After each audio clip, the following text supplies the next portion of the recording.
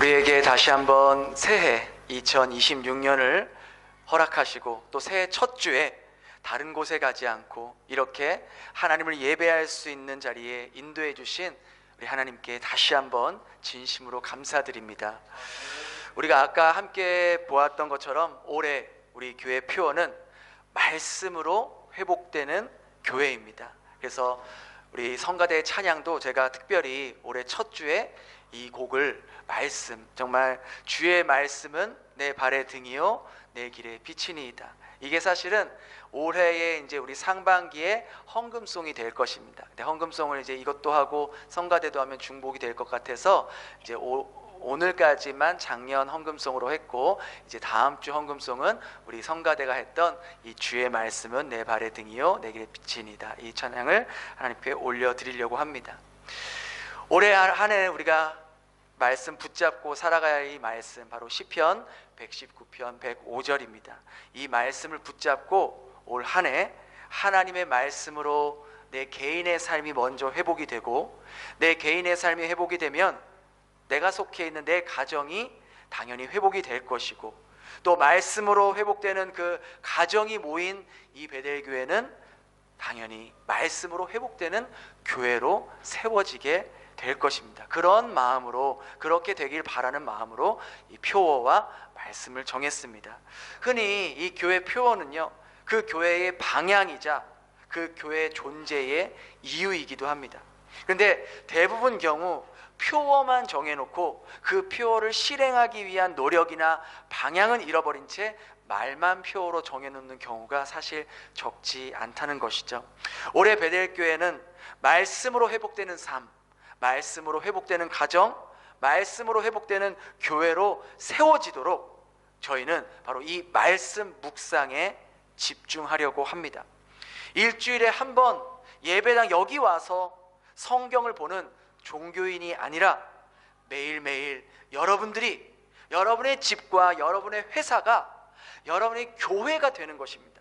교회는 여기만 교회가 아니라 여러분의 집이 교회가 되고, 여러분의 회사가 교회가 되고, 여러분의 학교가 교회가 될 수 있는 겁니다. 그래서 그곳에서 주님이 주시는 이 말씀을 마음에 품고 가족을 섬기고, 또 회사에서 일하며 교회를 세워가는 공동체가 되려 하는 것이죠.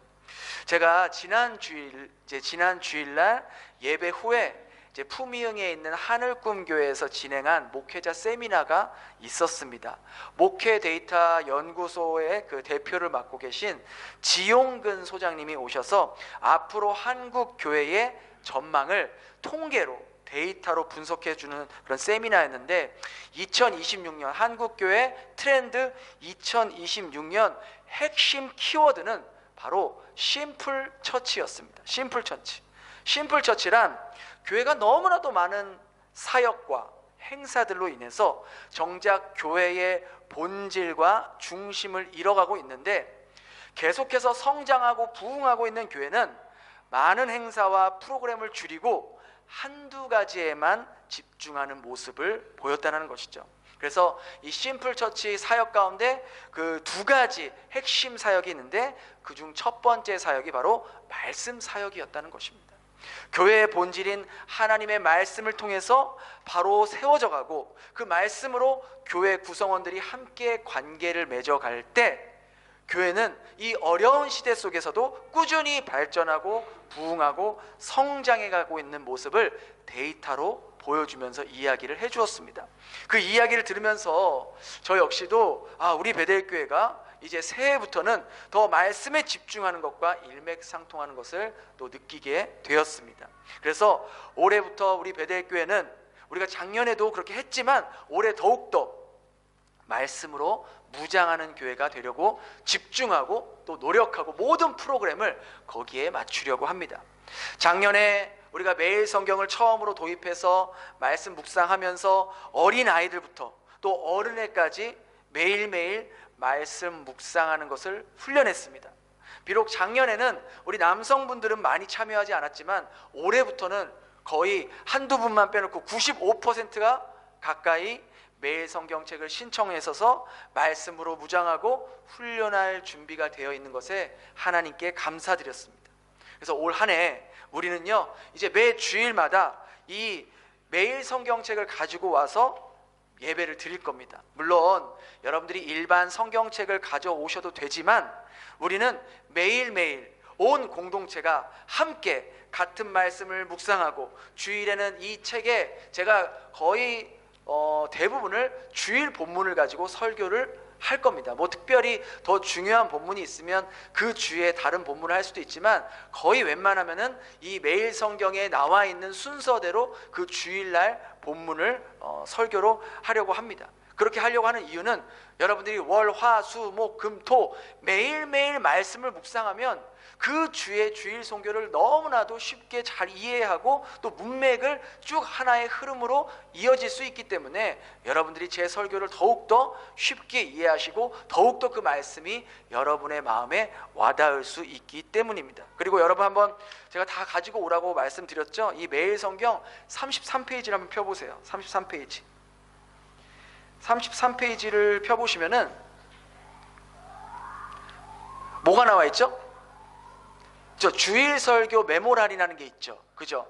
그러니까 여러분이 이 매일 성경책을 왜 가져오셔야 되냐면, 매일매일 이 주일 설교를 하실 때 여기에 메모를 하실 수 있도록 이 주일 설교 메모란에 있기 때문에 이 책을 꼭 가져오시라는 말씀을 드립니다. 그래서 여러분들이 이제 그전에는 우리가 주보에 이렇게 나와 있었잖아요. 근데 제가 그걸 하지 않을 거예요. 하지 않고 여기에 물론 이제 중심 내용들을 요약할 수 있겠지만, 여러분들이 그날에 설교 들은 것들을, 중요한 것들을 메모하시고 결심한 것들을 이 책에 여러분들이 직접 적고 노트할 것입니다. 그래서 여러분들이 매일 묵상하시고 또 주일 예배 들으시면 훨씬 더 믿음이 깊어지시고, 만약에 여러분들이 매일매일 말씀을 묵상하지 않으면 주일날 설교도 그렇게 귀에 들어오지 않을 겁니다.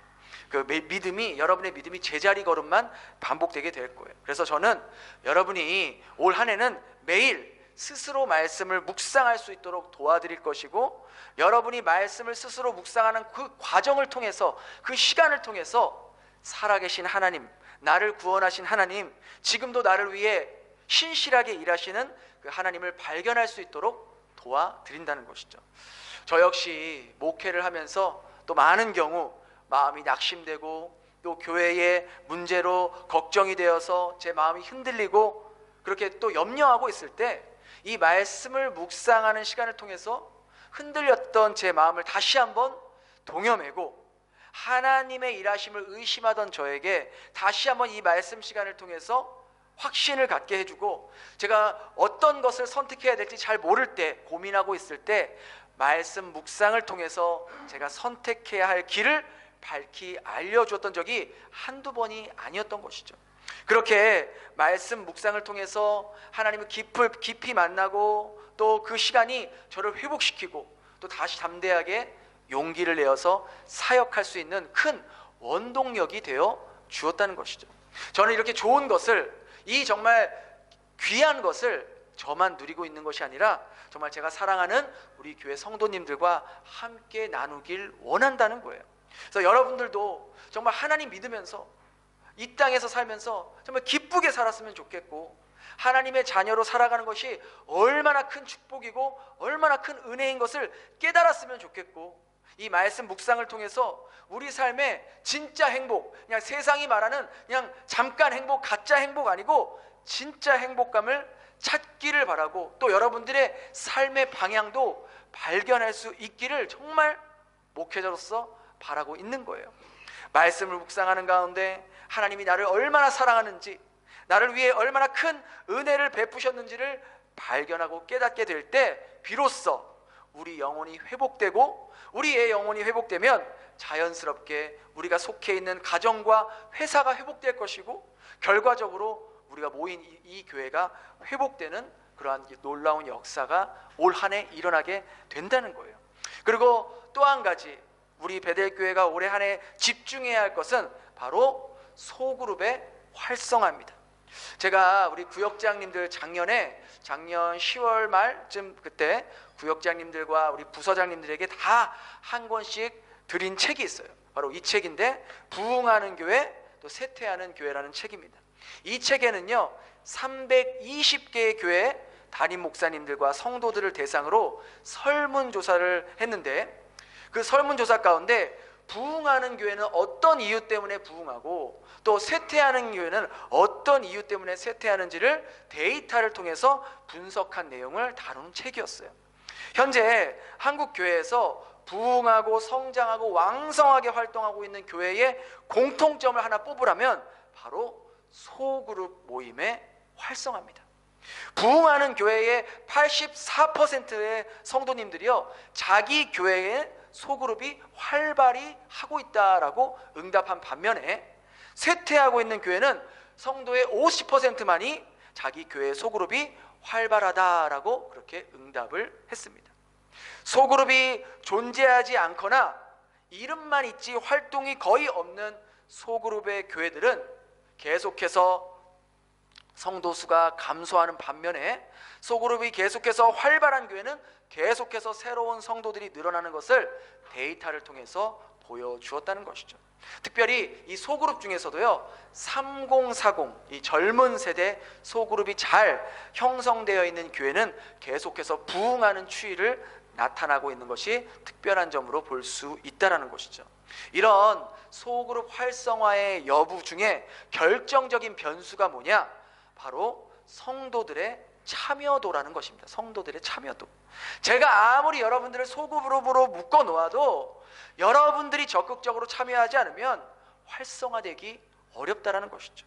이것은 데이터로도 분명하게 나타나 있는데, 부흥하는 교회의 80% 이상은 소그룹에 참여하는 데 적극적인 데 반해 쇠퇴하는 교회는 50%만 그 소그룹에 참여를 하고 있다라는 것이죠. 여러분, 데이터는요, 거짓말을 하지 않습니다. 분명합니다. 소그룹이 활성화된 교회는 부흥이 있게 되고, 특히 젊은 세대의 소그룹의 참여도가 높은 교회일수록 계속해서 부흥하는 것을 보게 된다는 것이죠.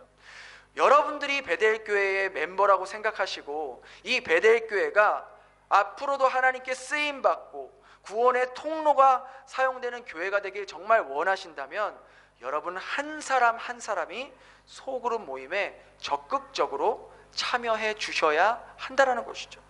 제가 늘 강조하죠. 교회의 소그룹은요, 우리 이 교회의 심장과도 같아요. 심장이에요.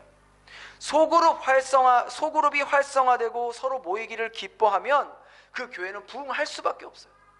반대로 여러분이 소그룹 활동에 참여하지 않거나 참여하기 원하지 않는다면, 여러분은 반대로 베델교회가 부흥하기를 원하지 않는다는 말과 다르지 않는다는 것이죠. 말로는 우리 교회가 부흥하기를 원한다, 하나님께 쓰임받기를 원한다 하면서 행동을 내가 그렇게 하지 않는다면 하나님 앞에 모순된 행동일 수 있다는 것이죠. 현재 우리 베델교회는 여성 그룹은 5개의 구역이 있습니다. 그래서 4개 구역이 매주 수요일마다 모이고, 또 주일에는 직장인 구역이 너무너무 잘 모이고 있습니다. 매일 성경을 묵상한 것을 가지고 함께 삶의 어려움들을 나누고 상처들을 나누고 서로 위로하고 격려하고 서로를 위해 기도해주는 모임을 잘 갖고 있습니다.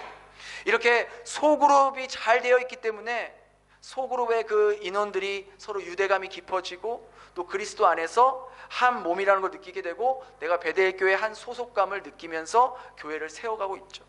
반면에 우리 남성 소그룹은 매 주일 예배 후에 모이는 한 그룹 외에는 소그룹이 활성화되지 못하고 있는 것을 보이게 됩니다. 소그룹이 여러분 활성화되지 못하니까 우리 솔직히 말해봅시다. 함께 5년, 10년 이상 같이 예배를 드리는데, 한 공간에서 예배를 드리고 있는데 저분이 무슨 일을 하고 계시는지, 어떤 이유로 베트남에 오게 되었는지, 어떤 어려움을 겪는지조차 알지 못하고 몇 년 동안 예의상 인사만 하는 관계로 지내고 있는 분이 얼마나 많습니까? 아니, 우리 교회가 무슨 뭐 대형 교회도 아니고 100명도 안 되고 우리 교회 해봤자 50명도 안 돼요. 그런 작은 교회인데 서로에 대해 알지 못하는 것은 다른 말로 서로에 대해 별 관심이 없다는 것으로밖에는 해석할 수 없다는 것이죠. 물론 서로 알아갈 기회가 없었기 때문에 그럴 수도 있죠. 그래서 서로 깊이 알아가고 말씀으로 서로 위로하며 격려할 수 있는 소그룹 활동이 더더욱 중요하고 우리 교회의 핵심 사역이 돼야 한다는 겁니다. 또한 우리가 지금 이제 제가 1월 1일부터 구역별로, 우리 여성분들은 또 새롭게 구역이 편성돼서 구역별로 방을 만들어서 매일매일 말씀을 묵상한 것을 올리고 있어요. 그 중에서 매일 꾸준히 말씀을 묵상해서 잘 올리는 분이 계세요. 말씀 묵상을 처음 하시는 분도 계시지만 정말 꾸준히 말씀을 묵상하고 또 올리고, 또 우리 공동체가 같은 말씀으로 묵상하니까 하나의 교회로 묶어지는 것을 느껴지면서 그렇게 계속해서 말씀을 날마다 올리시는 분이 계시다는 거예요. 그러니까 여러분들, 이런 작은 행동 하나, 작은 활동 하나가 여러분의 참여의 여부에 따라서 그 소그룹이 활발하게 움직이고 있고 활성화되고 있고, 또 아니면은 반대로 이름만 소그룹으로 묶여있지 아무런 활동도 안 하고 있는 죽은 그룹이 될 수도 있다라는 거예요. 우리가 지금 남성분들도 지금 이제 단톡방으로는 세 그룹이 있고, 아직 3040은 제가 묶어놓지 않았는데 오늘 이렇게 함께 이야기해서 묶어놓으려고 하는데, 그 세 그룹 중에서도 어떤 그룹은 매일매일 그 소그룹 인원분 남성분들이 다 올려요. 근데 어떤 그룹은 한 분, 두 분만 계속 올리시고 나머지 분들은 책은 받아놨지만 아무것도 올리고 있지 않는 그런 모습을 보이게 됩니다. 이 모습의 결과는 소그룹의 구성원인 여러분이 얼마만큼 적극적으로 참여하느냐에 따라서 달라질 수 있다는 것이죠. 여러분들이 말씀 묵상 후에 단톡방에 카톡 하나 올리는 것도 교회가 하나됨을 지켜나가고 말씀으로 굳건하게 세워져가는 그 일에 동참하는 방법이라는 것이죠. 저는 올 한 해 이 딱 두 가지에 집중하려고 합니다. 첫째는 여러분 개개인이 매일매일 하나님 말씀을 묵상하고 그 시간을 통해서 살아계신 하나님과 교제하고 그 말씀이 여러분의 삶을 회복시키고 인도하는 것이 첫 번째이고, 두 번째는 내가 그렇게 개인적으로 묵상하고 하나님을 만난 그것을 소그룹 안에서 서로 나누고 도전하고 격려하고, 그래서 나의 하나님이 아닌 이제 우리의 하나님으로 발전시켜 나가려 합니다. 그러할 때 이 베델교회의 모습은 그전과는 전혀 다른 변화된 모습으로 세워져 갈 것을 저는 확신합니다. 그래서 제가 이 일에 올인하려고 하는 거예요. 제가 계속해서 여러분들 말하잖아요. 올려라, 말씀 올려라, 말씀 묵상해라, 계속 하는 거예요. 지금부터는 제가 여러분들과 이 매일 성경을 가지고 어떻게 말씀을 묵상해야 올바르게 묵상할 수 있는지 살펴보려고 합니다. 제가 이렇게 쭉 여러분들의 묵상하는 것들을 이렇게 올려서 보았는데, 좀 이제 대부분이 처음 말씀을 묵상해서 그냥 읽고 그냥 느낀 점을 쓰는 분들이 대부분 많은 것 같아요. 물론 그것도 너무너무 잘한 건데, 진짜 온전한 묵상이 되기 위해서는 가장 중요한 것은 어떻게 묵상해야 되는지를 알아야 또 깊이 묵상할 수 있잖아요. 그래서 묵상은 아무나 할 수 있어요. 누구든지 할 수 있지만 아무렇게나 하면 안 되는 것이죠. 근데 많은 사람들이 이 말씀 묵상이 어렵다고 느끼는 이유 중에 하나가 어떻게 해야 될지 모르겠다, 매일매일 하기가 힘들다, 또 무슨 읽어도 무슨 내용인지 잘 모르겠다, 그리고 혼자 해본 적이 없다라고 이렇게 답변하는 분들이 많이 있습니다. 그래서 흔히 우리가 말씀 묵상을 영어로 뭐라 그래요? 영어로 큐티라고 하잖아요. 큐티가 뭐의 약자예요? 그렇죠. quiet time이에요. quiet time. 그렇죠? 조용한 시간, 묵상의 시간인데, 사람들은 이 큐티를 뭐라면 퀵타임으로 여겨서 그냥 하루 일과 중에 빨리 끝내버리고 싶어. 목사님 또 하라고 했으니까 또 안 하면 또 구역장님이 자꾸 또 얘기하고 목사님이 얘기하고 귀찮게 하니까 그냥 퀵타임으로 그냥 빨리 끝내고 하는데, 그렇게 하는 것이 아니에요. 조용한 시간에 하나님께, 이 quiet time은 하나님께 퀘스트 타임, 바로 질문하는 시간으로 바뀌어야 되는 거예요. 그 본문 가운데 하나님이 어떤 분인지 질문하고, 나라는 존재가 어떤 존재인지를 질문하는, 내가 이 말씀 가운데 무엇을 해야 되는지 질문하는 퀘스트 타임이 돼야 되는 것이 바로 큐티라는 것이죠. 그러하기에 이 큐티 혹은 이 말씀 묵상을 위해서 가장 먼저 준비해야 할 것이 있는데, 그 첫 번째가 뭐냐면 바로 고정된 시간과 장소를 여러분들이 정하셔야 되는 거예요. 말씀 묵상은요, 시간이 남으면 하고 남지 않으면 못하고 뭐 하고 싶으면 하고 그냥 그런 게 아닙니다. 우리의 본성이요. 여러분 솔직히 우리가 핸드폰 보고 쇼츠 보고 이런 거 힘들어요? 안 힘들어요? 안 힘들죠? 그냥 뭐 너무나 자연스럽게 하죠. 근데 말씀 묵상하면 힘들어요? 안 힘들어요? 힘들진 않지만 안 하게 되잖아요. 그죠? 왜 그런지 아세요? 우리의 본성이 죄로 물들어 있기 때문이에요. 하나님 말씀 읽는 걸 그냥 별로 재미없어 해요. 그냥 쇼츠 1시간 동안 보는 거는 아무렇게나 그냥 힘들지 않게 보는데 말씀 1시간 읽으라 그러면 막 경련이 일어나잖아요. 근데 그렇지 않다는 것이죠. 우리의 본성이 죄로 물들어져 있기 때문에 그래서 시간을 정하고 장소를 정하고 내가 다짐을 해야 되는 거예요. 계속해서 훈련해야지 이 말씀 묵상이 자리를 잡을 수 있는 거예요. 여러분 우리도 마찬가지 아닙니까? 지금 우리가 주일날 11시라는 시간과 이 장소, 이 안푸 지역이라는 이 46번지 15길이라는 이 장소에 이 예배당에 약속을 한 거잖아요. 주일날 우리는 이렇게 모인다, 11시에 이 지역에서 모인다라는 약속을 하기 때문에 우리가 준비하고 주님께 예배 드릴 수 있는 거잖아요. 여러분의 매일의 예배도 마찬가지라는 거예요. 여러분이 각자의 시간을 정하는 거예요. 8시면 8시, 6시면 6시, 그리고 여러분의 장소를 정해요. 그게 여러분의 방이든 식탁이든 어디든 뭐 커피숍이든 정하십시오. 바꾸지 마세요. 그래서 매일매일의 예배를, 경건의 시간을 거기서 보내는 거예요. 우리가요 흔히 하나님 제 삶을 드립니다라고 고백하지만 어떻게 나의 일생을 드리지 않고 우리의 나의 일상을 드리지 않고 어떻게 일생을 드릴 수 있겠습니까? 그렇잖아요. 우리의 일생을 드리려면, 나의 전부를 드리려면 나의 하루를 드리는 것부터 시작해야 하는 거예요.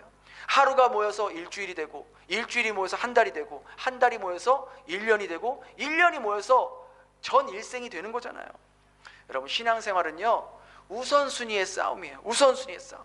하루 24시간 중에 하나님께 남는 시간, 그저 내가 바쁜 거 다 하고 그냥 잠자기 전에, 잠잘 때 하는, 그냥 잠자려고 읽는 책이 아니라 가장 또릿또릿한 시간에, 가장 중요한 시간에, 가장 귀한 시간에 하나님과 먼저 시간을 보내는 거예요. 여러분 우리가 물질의 11조도 드리지만 시간의 11조도 있다는 거 알고 계십니까? 물질의 11조를 드리는 이유가 뭐예요? 내게 있는 물질이 하나님으로부터 왔음을 고백하는 것이 11조를 드리는 거잖아요. 시간의 11조도 마찬가지라는 거예요. 하루에 주어진 시간이 우리의 24시간인데 그게 내가 뭐 노력해서 얻은 거예요? 아니잖아요. 하나님이 주신 거잖아요. 그러면은 우리가 시간의 11조도 하나님 앞에 드릴 수 있어야 되는 거예요. 보통은 우리가 아침 시간이 사실 좋습니다. 사람마다 조금씩 다를 수 있겠지만 저녁 시간에는 이미 회사나 또 집안일을 하다 보면 이미 벌써 몸과 마음이 피곤해서 말씀에 집중하기가 사실 좀 어려워요. 그래서 저는 웬만하면 여러분들이 오전 시간에 출근하기 전이나 혹은 여러분들이 뭐 아이들 이제 학교 보내는 거 이렇게 바쁘면은 다 보낸 다음에 조용한 시간에, 아침 시간에 하는 것을 권합니다. 그래서 그렇게 시간과 장소를 정했으면 두 번째로는 그날의 본문을 펴서 읽기 전에 기도를 하는 거예요. 이 본문을 맞이하기 전에 하나님, 이제 하나님 말씀을 읽습니다. 이 말씀 가운데 하나님 어떤 분인지 깊이 깨닫게 해주시고 제가 이 말씀 가운데 순종해야 되는 말씀을 발견하게 해주세요. 그리고 회개할 부분이 있다면 회개할 수 있는 그러한 시간도 인도해 주세요. 그렇게 우리가 겸손하게 기도해야 되는 거죠. 그 다음에 이제 본문의 성경을 천천히 꼼꼼하게 읽는 거예요.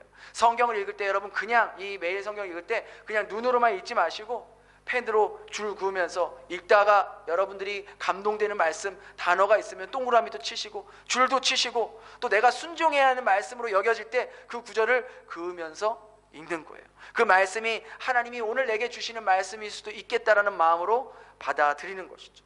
그리고 잘 모르는 단어나 또 무슨 말인지 모르는 그런 문장이 있으면 또 줄 쳐놨다가 또 소그룹 모임에서 나누거나 또 저에게 또 같이 물어보면은 또 함께 나눌 수 있습니다. 그렇게 우리가 이 성경을 읽을 때 본문에서 반드시 찾아야 할 세 가지 포인트가, 이게 제일 중요해요. 여러분 다른 거 다 잊어버려도 제일 중요한 게 있는데, 여러분이 성경을 읽을 때 첫 번째로 하나님이 어떤 분인지를 분명히 찾아야 돼요. 그냥 말씀 묵상은 나의 어떤 감동이나 그냥 감상을 쓰는 것이 아니라 그 본문 안에 오늘 본문 안에 하나님이 어떤 분인지, 하나님의 성품과 하나님의 일하심, 하나님 뭘 좋아하시는지, 하나님 뭘 기뻐하는지, 뭘 싫어하는지를 그걸 발견해야 된다는 거예요. 이게 굉장히 중요해요. 우리가요, 어떤 신을 믿는다는 것은 그 신에 대해서 내가 얼마나 더 잘 알고 있느냐와 상관관계가 있습니다. 근데 많은 우리 대부분의 크리스찬들이 하나님을 믿는다고 하지만 그 하나님이 어떤 분인지 그냥 추상적으로만, 그냥 뜬구름 잡듯이 아는 경우가 너무나도 많다는 거예요. 하나님이 어떤 분인데, 하나님 누군데 물어보면은 잘 대답을 못해요. 왜? 하나님이 어떤 분인지 말씀을 통해서 제대로 배워본 적이 없기 때문인 거예요. 그런 믿음으로는 우리가 어려움이 찾아올 때, 고통이 찾아올 때 전적으로 하나님을 의지할 수가 없다라는 것이죠. 그래서 우리가 덮어놓고 믿는 것이 아니라 내가 믿는 신이 어떤 신인지, 어떤 능력을 갖고 있고 나를 위해 뭘 해줄 수 있는지, 그리고 나는 그분 앞에 어떻게 살아가야 하는지를 묵상하는 시간이 바로 이 본문 말씀 묵상 시간이에요. 그래서 여러분들과 직접 오늘 본문을 가지고, 오늘 제가 이 성경 본문을 택한 것이 바로 오늘 주일 본문이 있거든요. 그래서 이 주일 본문을 가지고 이 본문 안에서 하나님이 어떤 분인지를 찾는 거예요. 보세요. 예를 들어서 오늘 본문의 7절을 보세요. 7절. 자, 7절 한번 같이 읽겠습니다. 시작. 여호와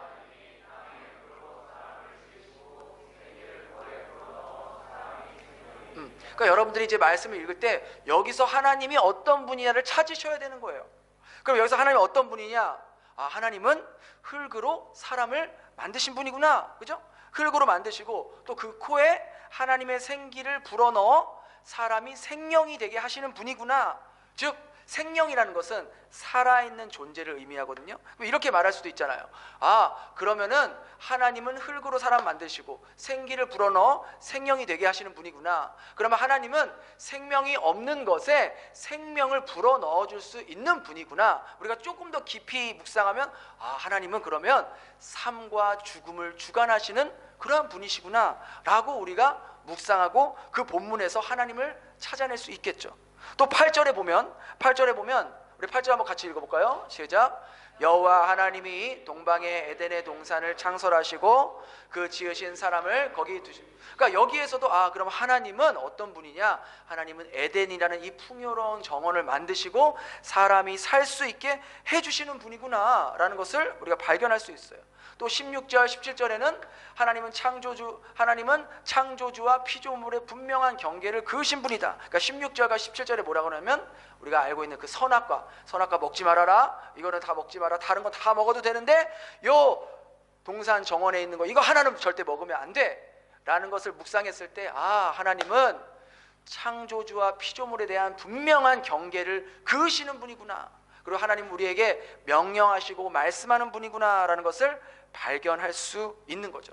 이것을 조금 더 우리가 생각하고 깊이 묵상하면 그렇게 하신 이유가 뭘까 우리가 생각할 수 있잖아요. 그럼 그렇게 하신 이유가 아, 우리를 죽이고 자유를 억압하려고 이런 명령을 준 게 아니라 우리를 살리시고 우리를 회복시키고 하나님 안에서 진짜 자유를 누리게 할 수 있게 하나님께서 이렇게 선을 그어주시는 하나님이구나 하는 것을 발견하게 되는 거예요. 18절에도 이런 말씀이 있어요. 우리 18절 같이 읽겠습니다. 시작. 여호와 하나님이 이르시되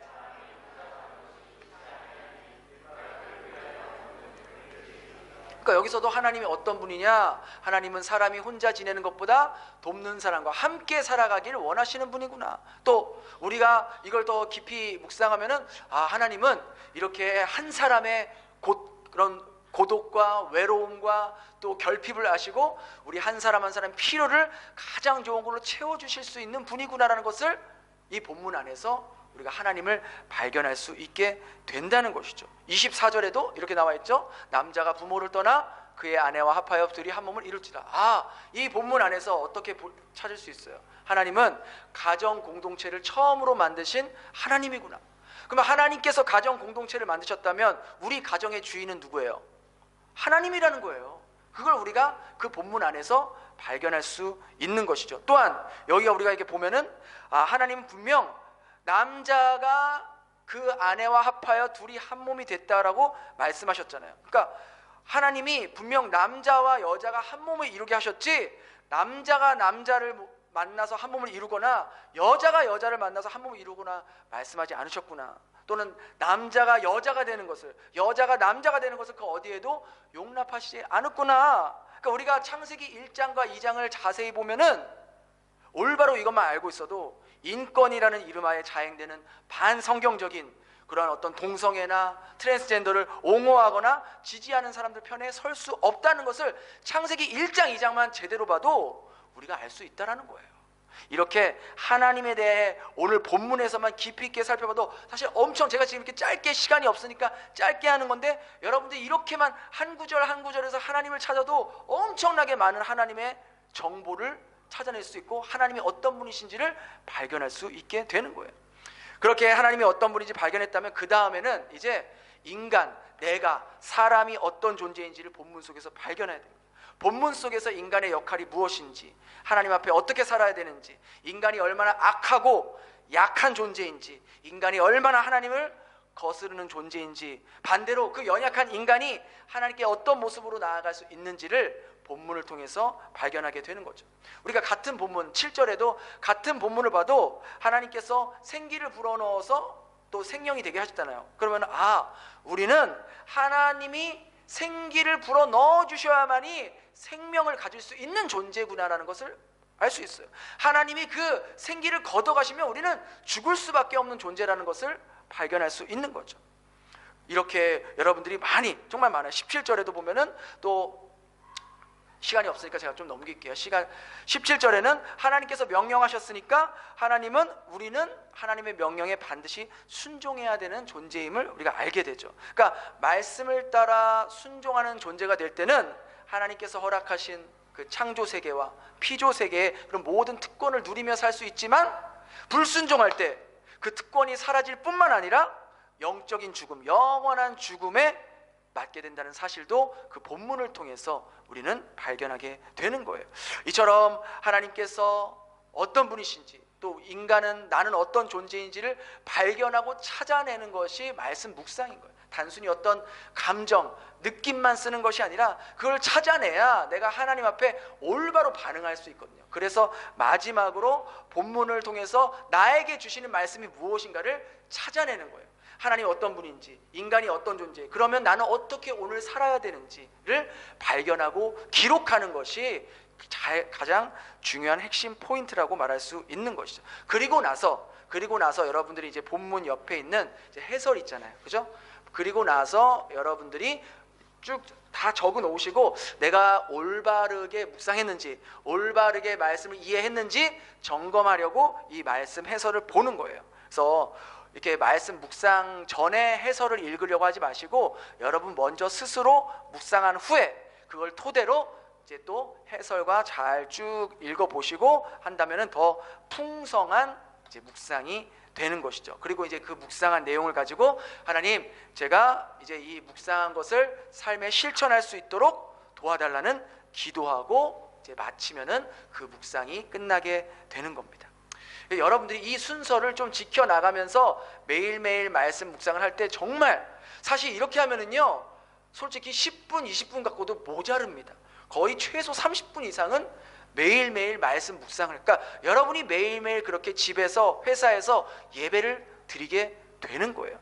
근데 여러분이 정말 이렇게 하시면은 제가 단언컨대 확신하는데, 여러분들이 이렇게 매일매일 말씀을 묵상하고 하나님 앞에 예배 드리는 사람은요, 이 큐티책이요 굉장히 빽빽하고 빼곡하고 지저분해지고 너덜너덜해질 거예요. 그런데 그러지 않고 그냥 바다만 놓고 그냥 일요일에만 가지고 오는 분들은 아주 깨끗하겠죠. 쇠책처럼 아주 깨끗할 겁니다. 근데 그거 아십니까? 우리가 가지고 있는 성경책이 깨끗하면요 우리의 인생이 지저분해질 수 있지만, 우리의 성경책이 지저분해지고 너덜너덜해지고 찢어지고 막 그러면 오히려 우리의 삶이 깨끗해질 수 있다라는 겁니다. 여러분은 여러분의 인생에 어떤 흔적을 남기시겠습니까? 여러분, 성경을 읽는다는 것은요 사실 우리의 본성을 거스르는 행위예요. 그렇잖아요. 아까도 말씀드린 대로 성경 읽는 거는 정말 어쩔 때 막 귀찮고 하기 싫고 힘든 거예요. 그러나 여러분들이 매일매일 말씀 묵상을 하는 것은 영적인 운동이고 영적인 훈련일 수 있어요. 우리가 여러분 운동하시는 분들 혹은 악기 하시는 분들 매일매일 훈련하고 연습해야지만이 실력이 들고 운동도 매일매일 골프도 매일매일 잘 쳐야지 훈련해야지 잘 치는 것처럼 이 영적인 말씀 묵상도 마찬가지라는 거예요. 우리가 날마다 매일매일 묵상하고 큐티하면 어느샌가 우리의 영혼에 영적인 근력이 붙게 됩니다. 그럼 이 영적인 근력은 시시때때로 찾아오는 이 삶의 인생의 무게들, 힘듦, 어려움들이 찾아올 때 그때 그냥 평시 때는 몰라요. 평시 때는 모르는데 힘듦이 찾아올 그때 그동안 꾸준히 묵상했던 사람은 그 묵상한 영적인 근육이 여러분의 삶을 지탱해주고 크게 흔들리지 않게 버티게 해주는 영혼의 힘이 되어준다라는 것이죠. 저는 확신합니다. 제가 이렇게 확신할 수 있는 것은 저의 신념이나 혹은 저의 개인적인 경험 때문이 아니라 하나님의 말씀이 그것을 스스로 확신하고 증명해주고 있기 때문입니다. 우리 디모데후서 3장 15절에서 17절 같이 읽겠습니다. 시작. 또 어려서부터